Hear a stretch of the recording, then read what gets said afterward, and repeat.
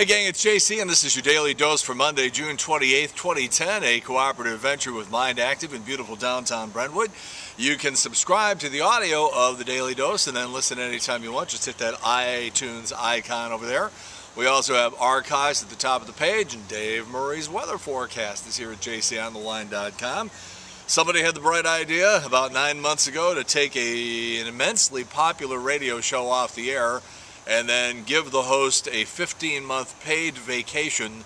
It makes sense to somebody over there, but not to anybody I know. So here we are with another edition of the Daily Dose. And if it's true, Mel Gibson is a drunk, an anti-Semite, a Holocaust denier, at least we know his father is, a Catholic right-wing nutcase extremist, a philanderer, oftentimes a crappy actor, and now a spousal abuser. But the Pope likes him, so it's all good. All right, I really tried to get into the soccer thing. I really did. Watched on Saturday afternoon, tried to get excited about it, and I still don't get it. I'm sorry. For you soccer lovers out there, I gave it my best effort, and apparently I'm just not going to get it, like most of America. Can I give you a little advice, by the way? Can I give you a little advice? You have to have drama in sports. And how the hell can you have drama when you don't know when the game is going to be over? You know, because even in golf, you have an 18th hole.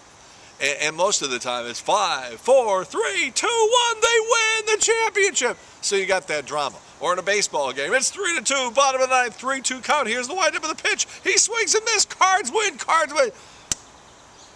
You don't have that in soccer. You never know when the goddamn game is going to be over. How can you have drama? You need drama in sports. No explanation given for the denial of goals by the officials. They seem to be arbitrarily allowing or not allowing balls that go into the net and counting them as goals. Rules being arbitrarily enforced or not enforced, as the case may be. I don't get it. But I'm telling you, that thing of not knowing when the game is over is killing your sport. Somebody needs to fix that. All right, speaking of sports, Jennifer Capriati. It seems like she's been around forever. She's 34 now. But when she was 13, she turned pro, won some big tournaments. And then the next thing you know, she was doing some shoplifting and got into drugs and was found like passed out in cheap motels. And I think there was some lesbianic activity going on too, just for good measure. She OD'd over the weekend. She's recovering right now. I know that a lot of you think that you're doing something good for the environment by, you know, when you go to the supermarket and they say paper or plastic, you say, ha ha, neither. I brought my own cloth bag. Well, you know, a lot of those packages and cans and things have dirt on them and other stuff on them. And the vegetables have been treated with chemicals and pesticides. And if you buy meat, sometimes the packaging leaks a little bit, and so you get the juice, or as the case may be, blood inside the bag. Well, it turns out they've been doing some research on these things, and all of that stuff has been fermenting. And it's apparently as disgusting as Pauly Shore's bathroom. They found E. coli and lots of other stuff. So if you are going to use cloth grocery bags, you might want to wash them once in a blue moon. All right, here's a question. What local radio talk show host frequently fills in for a nationally syndicated talk show host but gets paid absolutely nothing? Work on that. Maybe I'll get back to you. All right, now sometimes I get so wound up about something that I'm very passionate about, and I start talking and I get all mixed up and I reverse what I intended to say. Thus was the case on Friday. Thank you, Ted. I got the ash bats and the maple bats confused. It's the maple bats that are going to kill somebody. Thank you, Ted. We got that right.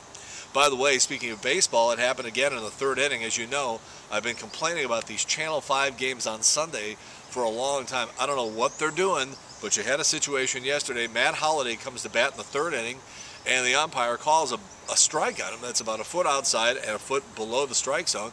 And Holliday gets out of the batter's box and actually walks halfway up to the umpire, and he's sort of jawing with him like, you got to be kidding me. How the hell was that a strike? And they were actually having a pretty spirited discussion about it, and Holliday was out of the box for a long time, and there was absolutely no acknowledgement of it whatsoever on Channel 5's coverage. You know why? Because as soon as the pitch was thrown, they went to a slide, and they had to read a promo about a contest that Channel 5 is having about some trip that you can win. Again, they've been screwing up on these broadcasts for a long time, And I think it's about over because my sources tell me that all of the games will be on FSN next year. There won't be any free games except the ones that Big Fox picks up, like on Saturday for Game of the Week. So maybe this nonsense is finally over and no more Colby Rasmus as opposed to Rasmus. Jay, come on. All right, you know I'm a big fan of the TV show Dexter. When The Sopranos went off the air, a lot of people didn't know what to do with their Sunday nights, especially before True Blood came along. And I'm not saying that True Blood is as good as The Sopranos, so don't be putting words in my mouth. But you know I'm a big fan of Dexter on Showtime. And new episodes, the 5th season starts on September 26th. And a guy by the name of Johnny Lee Miller, who's probably best known as being Angelina Jolie's first husband, is going to star in 6 episodes. And also Julia Stiles is going to be in 10 episodes. All right, we have some random notes for you here today. You know, we had this Jared guy from the Subway shops who does the commercials. We had him on the air a couple of years ago, and we thought he was going to be a real weenie. And he turned out to be a spectacular guest. I mean, he was really, really good with us on the air. Well, now it turns out, you may have seen this piece that Leslie Stahl did on 60 Minutes maybe a year or two ago, where she went into Subway and said, you know, because you get the idea that you can lose all this weight and eat healthy, quote, eat healthy. And she started asking a couple of questions, and it turned out that a very, very extremely small percentage of the food that's available in Subway, it all tastes great, and I eat there all the time. But if you think you're going to lose weight eating in Subway, guess again, it ain't going to happen. So now it turns out that Subway's 9-grain bread only has traces of those grains. So the 9-grain bread is a joke, they say. It turns out Subway's 9-grain bread has more high fructose corn syrup than any grain, and only trace amounts of 8 of those 9 grains. The biggest ingredient in the bread is white flour, and the brown color doesn't come from wheat. It comes from a compound called ammonium sulfate that's also found in fertilizer. Enjoy your lunch. A new survey from Penn State University found that women almost unanimously believe that sex is best when it lasts 7 to 13 minutes. Anything more than that is, quote, too long. Women said less than 2 minutes is too short. 3 to 7 minutes is adequate, but just barely. Again, set the clock, guys. 7 to 13 minutes. It turns out that researchers at a university have found in a major study that swingers have the highest rates of STDs of any heterosexual group, even hookers. Gay men had the highest rate at 14% of STDs, swingers at 10.4%. Regular average straight people had a 10% STD rate. The swingers in the study had an average age rate of 43.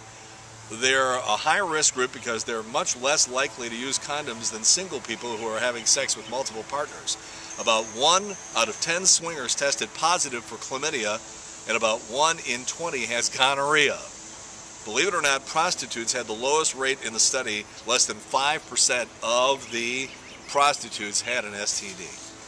All right, let's move on to music here. Details from Carlos Santana's next album are coming out.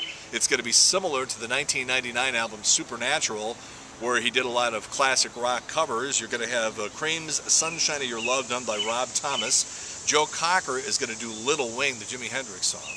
The Stones' Can't You Hear Me Knockin' is going to be done by Scott Weiland. Chris Daughtry is going to do Def Leppard's Photograph, and the Beatles' While My Guitar Gently Weeps will be done by India Ari and cellist Yo-Yo Ma. By the way, there's a rumor going around that Ray Manzarek of the Doors is going to show up on that Santana album to do a cover of Riders on the Storm. Again, that comes out in September.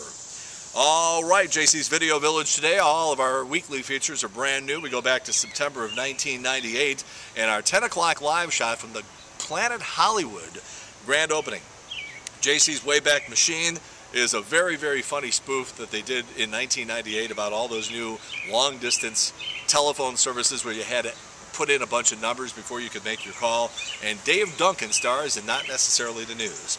JC's Eye Candy today, the top 10 best butts in women's tennis. Tomorrow, Celebrity Tuesday. That's it. Your daily dose for Monday, June 28th, 2010. In the meantime, we've beaten this one to death. Have a good one. See you later. Bye.